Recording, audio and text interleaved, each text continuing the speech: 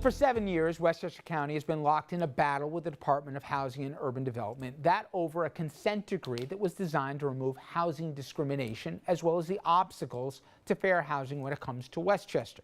Now, Republican County Executive Rob Astorino, who inherited the deal but agreed to abide by it, he has long opposed the settlement and has recently been cited by a federal judge in the case for both undermining confidence in the deal as well as lying to the public about demands made by HUD. The county was obligated to build and promote 750 units of affordable housing, as well as, not either or, but to remove barriers as well, including taking action against municipalities that do not alter their zoning laws to allow more affordable housing. Now, Rob Astorino was deposed in the case last year, and it led to a ruling against him as well as the county. And that deposition was recorded, and a couple weeks ago, our senior political correspondent Andrew Whitman received an exclusive copy of the video, and we remain the only news outlet so far to air portions of it. So I'm going to show you a few clips here showing a combative Astorino squaring off against the federal monitor, James Johnson. Can you read the county executive the question again? You asked me and allowed me to. But you're not answering the question, I am answering the question. Let's read the question. Let's read the question again. Read the question again. I'd like an opportunity, Mr. Johnson, to answer the question. This is not a yes or no because there's a lot. Let's hear the question again. Or I'd like to read the entire section about HUD. We'll get there. Have you received any correspondence from HUD telling you to sue each municipality? That would have to be the law department that can answer that question. I have no knowledge of it, but the law department may. A 5-story building or higher could be put on your street. Has HUD proposed building of higher than 5-story buildings during the course of this settlement? Objection form. To my knowledge, no. Has HUD ever asked you to dismantle zoning in Westchester? I believe they have. But there was no record of it. Listen, you can go through this. There's hours and hours of it. At one point, they ask him what's the budget of his county. No idea, okay? And my question to you guys, separated from even this case, you have a client. The client's going to be deposed. I understand the best clients are the ones who say, I don't recall sometimes. But when the client should be the authority on the matter and they don't know their math and they contradict themselves, is it that the client wasn't prepped, that you can only do so much prep? I mean, trust me, anybody who watches it, it ain't pretty. Well, listen, you can't say what the reason is. I mean, sometimes people get nervous. I don't think many people have been in a situation where you're under oath with a lawyer in your face asking you questions over and over again with materials that you've never seen before and you're being confronted. It's very difficult, it's very stressful.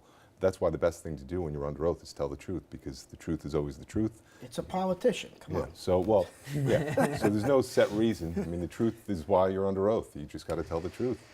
And then on the facts of the case, guys. Some clients are uncontrollable, particularly ones with big egos who are very successful. Sounds like the guy we were talking about in the last segment. I mean, he's sitting there with kind of a smirk on his face. Could be nerves, but this is a person who's used to performing in public, even though that's not a public forum.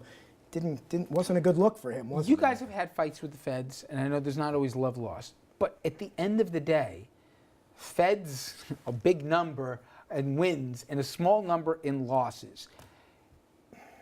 You guys know you don't poke your finger in the Fed's eyes, especially when there is an ironclad agreement that was signed by your predecessor and the county legislature signed off on. Now, whether you think it's a good deal, a bad deal, or whatever else, there comes a point when you say, I got a deal. I may not like it, but the more I go kicking and screaming and refuse it and go on the public airwaves to denounce it, even though that's against the terms of the deal, I'm going to tick off the feds, and it's going to cost my county money, and that has happened in this particular case.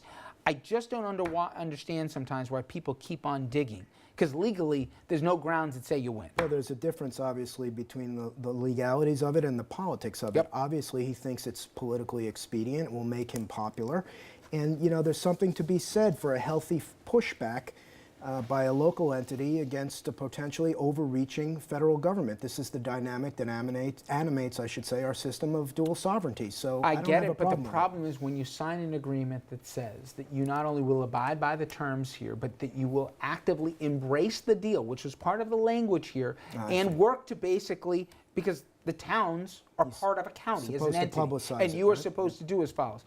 And the other problem is, I moderated a debate when they said, yes, I'll abide by the terms, doesn't mean I have to like it, and then you don't do it. You're asking But you know, for he's trouble. not saying he's not abiding by the terms. It's just he's got certain No, he made reservations. representations that were completely false, and we showed 3 of them there, but there were many more within it. That they said they were forcing them to build buildings of a certain height. Never happened. They told them that they had to remove all the zoning. They didn't say they had to do that as well. If that sort of They talked about social engineering. He said that repeatedly on national programs. Never happened if there's as well. a provision in the decree that he's not supposed to say things and undermine the spirit of the deal publicly, obviously that would be a violation. But from what And that's their point. From what I get that. From what I mean, you can agree to give up your First Amendment rights in a consent decree. But from what I gather, they're supposed to build 750 of them. They're almost there by the end of the year, and they're talking about extending it by another 7 years, notwithstanding that, just because of the bad things that he said. That's fishy. Coming up next, I know Doug's going to like this one. The Wells Fargo wagon coming down the street full of accounts and fees its customers never wanted, or for that matter, never even knew about. Did they just get a slap on the wrist? And why, in Lord's name, wasn't this prevented? Stay with us.